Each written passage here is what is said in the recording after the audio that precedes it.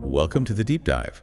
So today we're diving into a concept you hear everywhere now, increasing your vibration. In a lot of, New Age thinking, the idea is everything's energy. And raising your vibration means getting in sync with, positive stuff like love, joy, peace. Right, often through things like meditation or maybe changing your diet, eating more plant-based foods, that kind of thing. Exactly. And you see figures like Dr. David Hawkins or Rhonda Byrne popularizing this.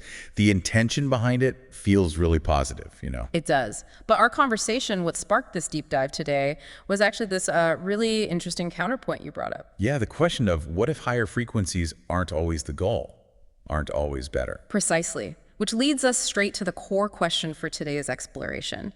Has society maybe leaned too hard into these high, almost chaotic energies? And could that be intentional? Maybe for strategic or even, dare I say, nefarious reasons? Yeah. Or perhaps it started with good intentions that just got twisted, misunderstood. And crucially, how do we find our balance again? That's really our mission today, trying to unpack that. Okay, let's get into it. You started with some really powerful physical examples, didn't you? Right. About sound and heat. Yeah, well, it's fascinating how physical reality kind of pushes back against that simple higher is always better idea. How so? Take sound, for instance. High frequencies, let's say frequencies over 2000 hertz, they can actually trigger anxiety. They feel shrill, piercing. Right, not pleasant. Not at all. But then you have low frequencies, 20 to 215 hertz, like the drone of a didgeridoo or deep chanting. Those are widely known to help us relax, feel grounded. Okay. They can even stimulate the vagus nerve, which is linked to our relaxation response, so you see the contrast. Yeah, definitely. And you link that to heat, too. Well, yeah, think about basic physics. High molecular agitation, extreme heat, it becomes destructive, doesn't it? Like calm water turning into volatile, dangerous steam when it boils. Ah, okay. So it makes you question. Yeah. Is higher always the spiritual goal, this ascension? Or could it just be agitation, pure chaos? It really suggests that maybe balance, finding that equilibrium, is more important than just constantly trying to elevate, elevate, elevate. That makes a lot of sense. And you then took that idea and applied it brilliantly to society itself. Yeah. You observe this general trend. Everything feels faster now, more chaotic. It does, doesn't it? Like anxiety is just the background noise of modern life. Yeah.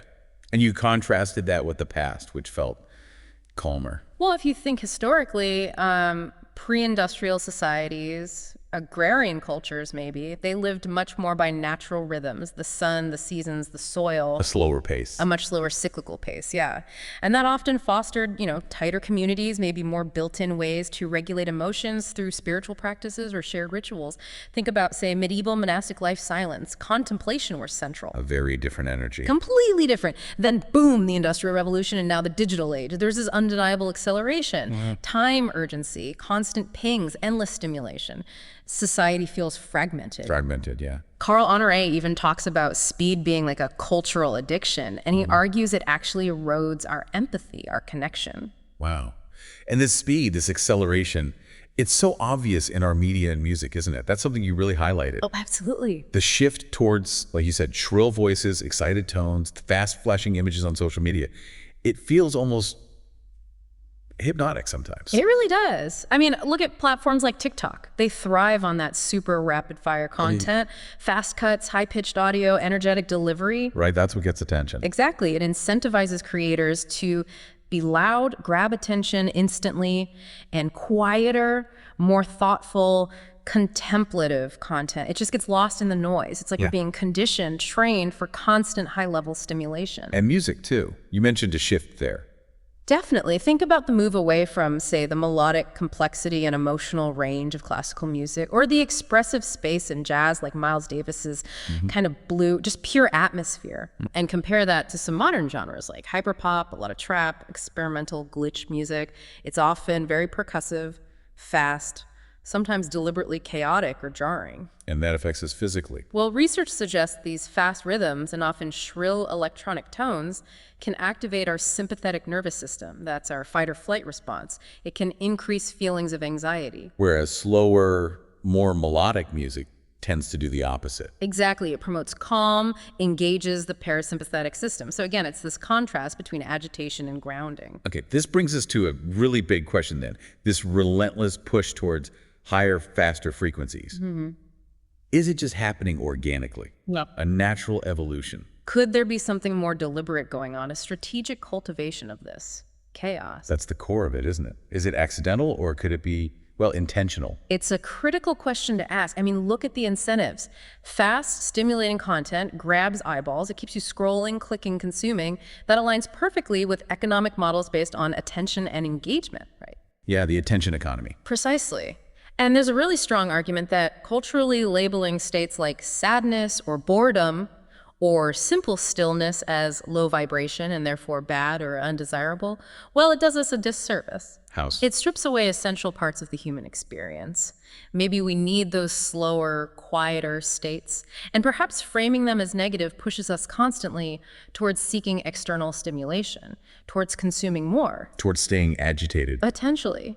Maybe elevating vibration in the way it's often pushed isn't really about spiritual ascension at all. Maybe in some contexts, it's just code for maintaining a level of profitable agitation, either inadvertently because the systems reward it, or maybe more consciously by certain actors. So reflecting on all this, our deep dive today really suggests that maybe embracing the low, which isn't necessarily bad, but maybe just means slower, grounded, contemplative, might be crucial. Yes, absolutely essential for finding some rebalance in our lives, some peace in all this modern frenzy. It feels like a conscious choice we need to make. It really does. It feels like a call to, actively choose grounding instead of just constant excitation, to rediscover the value, the almost sacred quality of slowness. Like that beautiful quote you shared from John O'Donohue. Ah, yes. Stillness is the canvas on which movement paints. It's gorgeous, isn't it? And it makes you wonder. What if returning to that stillness, finding that quiet canvas? What if that isn't a retreat? What if it's actually a kind of quiet personal revolution?